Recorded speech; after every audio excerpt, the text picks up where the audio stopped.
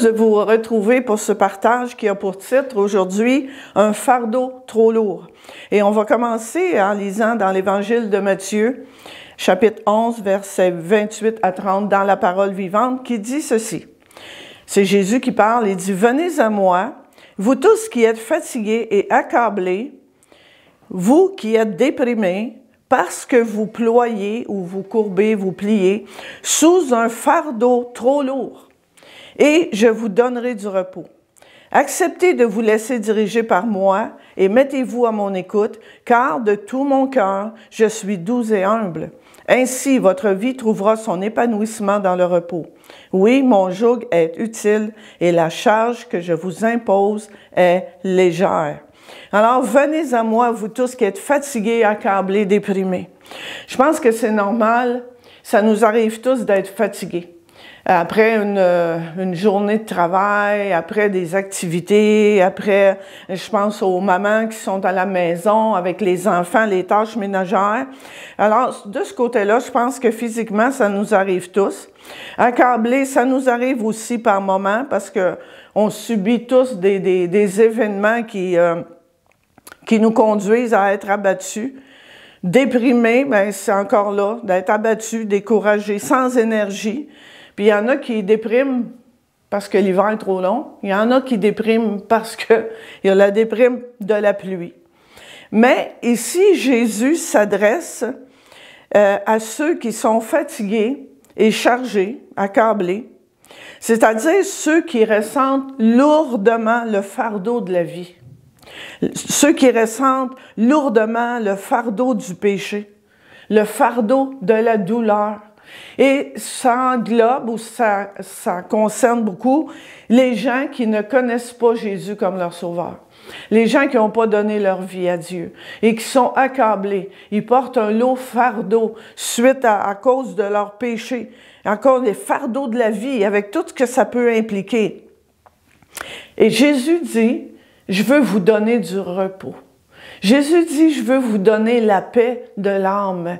Et lorsqu'on vient à Jésus, qu'on se repent, qu'on demande pardon, et on a la paix de l'âme, on a un repos.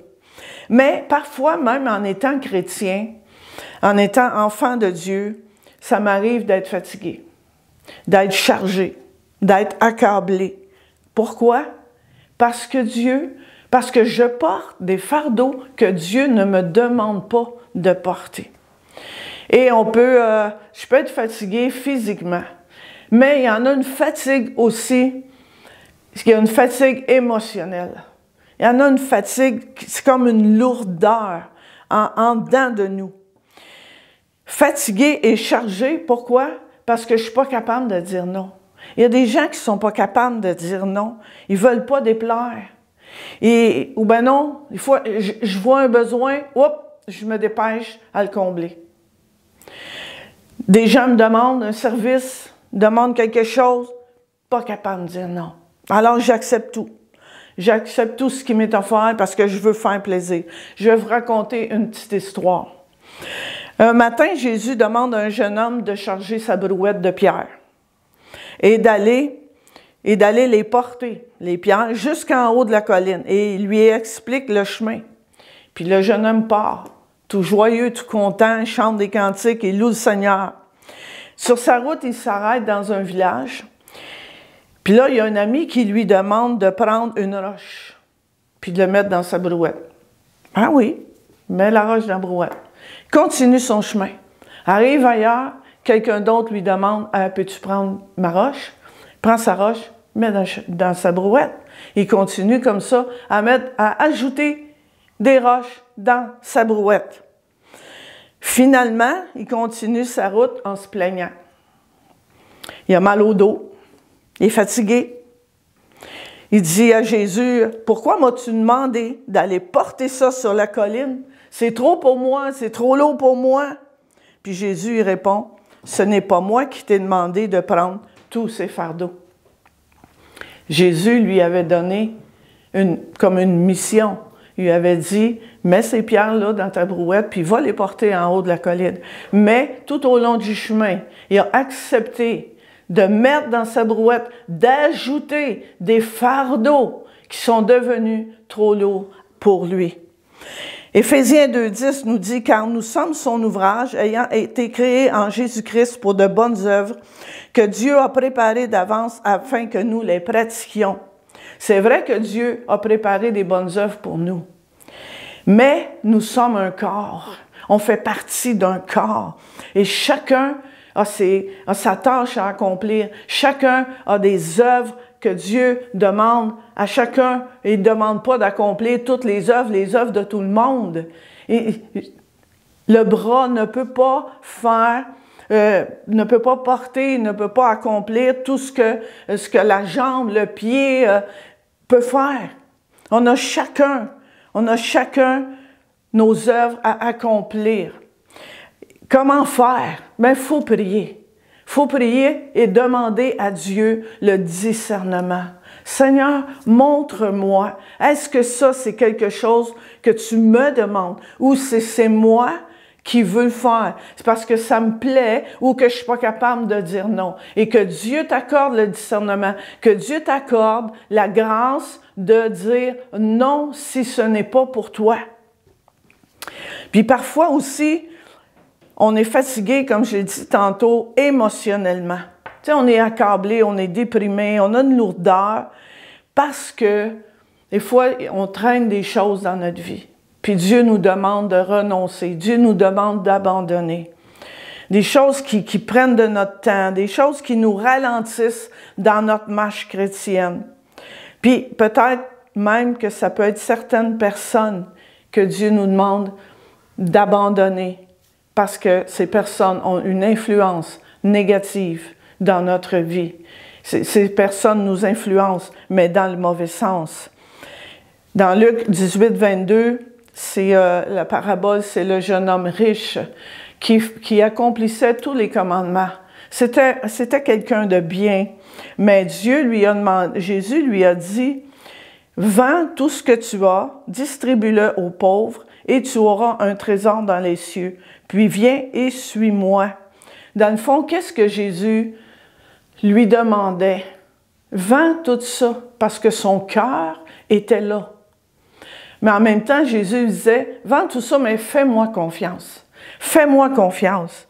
Vous savez, c'est pas facile parce que lorsque Jésus nous demande des choses, lorsque Dieu nous demande d'abandonner certaines choses, c'est pas facile parce que en avant de nous, c'est l'inconnu. Puis l'inconnu, ben ça nous fait peur. Donc, je dois vraiment faire confiance à Dieu. Parce que si Dieu me demande de renoncer à quelque chose, à quelqu'un, d'abandonner une habitude, d'abandonner un péché, c'est que Dieu a quelque chose de meilleur pour moi. Dieu a quelque chose de meilleur pour toi s'il te demande. Dieu veut nous amener plus loin. Dieu veut toujours le meilleur pour ses enfants. Et je vais vous raconter une autre histoire. C'est l'histoire d'un alpiniste qui, après de longues années de préparation, il réalise enfin son rêve d'escalader une très haute montagne. Mais il voulait la gloire pour lui tout seul, fait que il a décidé d'y aller tout seul, justement. Il voulait toute la gloire. Les heures ont passé, la nuit l'a surpris. N'ayant pas le nécessaire pour camper, il a décidé de poursuivre son escalade. L'obscurité l'empêchait de voir son chemin. Les nuages cachaient la lune et les étoiles. Il arrivait presque en haut, presque au sommet, quand l'irréparable se produisit. Il perdit pied et sa chute le précipita dans l'abîme. Il avait à peine le temps de voir passer quelques taches obscures, puis se sentait avalé par le vide. Les principaux événements de sa vie défilaient tout aussi vite devant ses yeux. Il voyait la mort approcher lorsqu'un violent coup faillit lui ouvrir le ventre. Il venait d'arriver au bout de la corde dont il avait fixé une extrémité dans le rocher. Et l'ancrage avait heureusement résisté. Il reprit son souffle et se rendit compte qu'il était là suspendu dans la noirceur et le silence absolu. Sur le point de désespérer, il cria « Mon Dieu, sauve-moi » Subitement, une voix grave et profonde fendit le silence. « Que veux-tu que je fasse? » Sauve-moi, mon Dieu. Crois-tu vraiment que je puisse te sauver? Certainement, Seigneur. Dans ce cas, coupe la corde qui te retient. Il y eut un moment d'hésitation et l'homme s'accrocha encore plus désespérément à sa corde. L'équipe de sauvetage raconte que le lendemain, ils trouvèrent l'alpiniste mort. Le froid l'avait envahi et dans ses mains durcies, il tenait désespérément sa corde à seulement 2 mètres du sol. Et toi, aurais-tu coupé ta corde? Vous savez, dans la vie, on a tous à prendre des décisions qui mettent notre foi à l'épreuve. Et d'abandonner, de renoncer à quelqu'un ou à quelque chose qui est un fardeau dans ma vie, qui m'épuise spirituellement, qui m'épuise émotionnellement. Ça prend la foi. Ça prend la foi en Dieu. Est-ce que je m'accroche à 2 mains après ma corde? Je refuse de renoncer, je refuse d'abandonner ce que Dieu me demande, ou je fais confiance à Dieu, puis je coupe la corde. Puis j'abandonne, puis Dieu, je te fais confiance. Remarque ici que Dieu lui a demandé de couper la corde. C'est pas Dieu qui l'a coupé. Dieu nous laisse libres. Dieu nous laisse libres d'obéir ou non.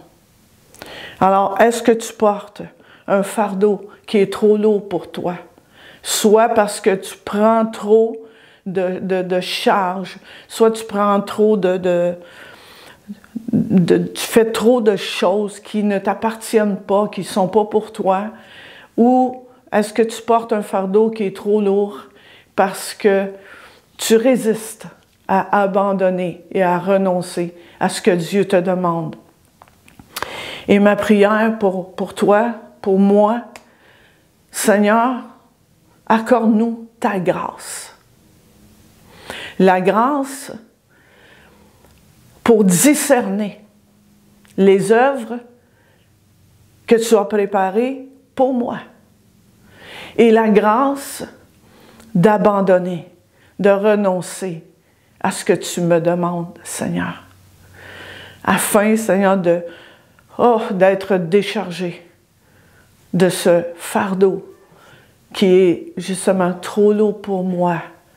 Afin, Seigneur, que tu me donnes, Seigneur, ton repos et ta paix. Dans le nom de Jésus, j'ai prié. Soyez bénis abondamment. Amen.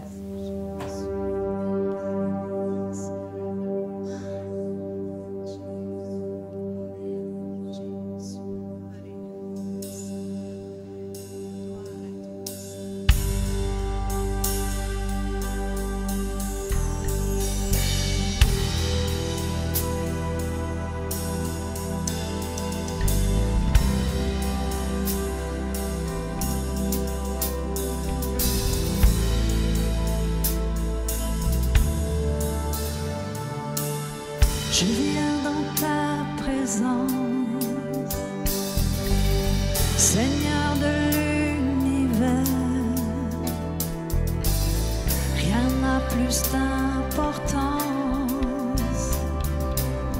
rien n'a plus de valeur.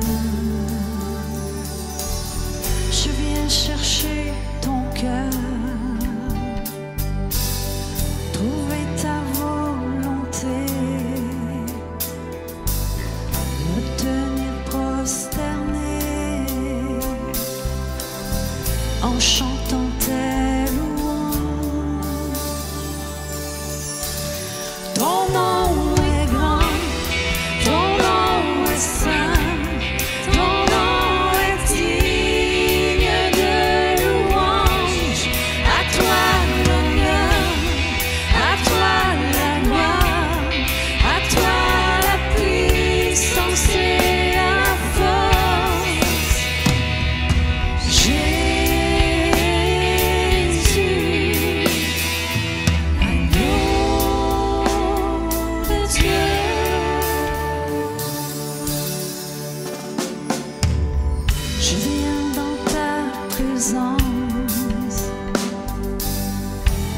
déposer mes fardeaux,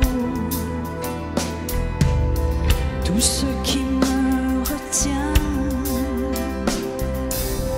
de m'approcher de toi. Tu es mon bouclier, mon abri, mon seul bien.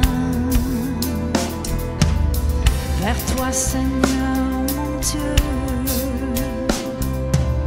je veux lever les mains.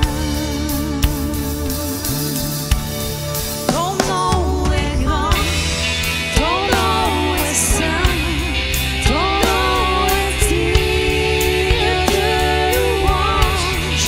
À toi l'honneur, à toi la gloire, à toi la puissance et la force. Ton nom est grand, ton nom est saint, ton nom est digne de louange. À toi l'honneur, à toi la gloire, à toi la puissance et la force. Jésus, agneau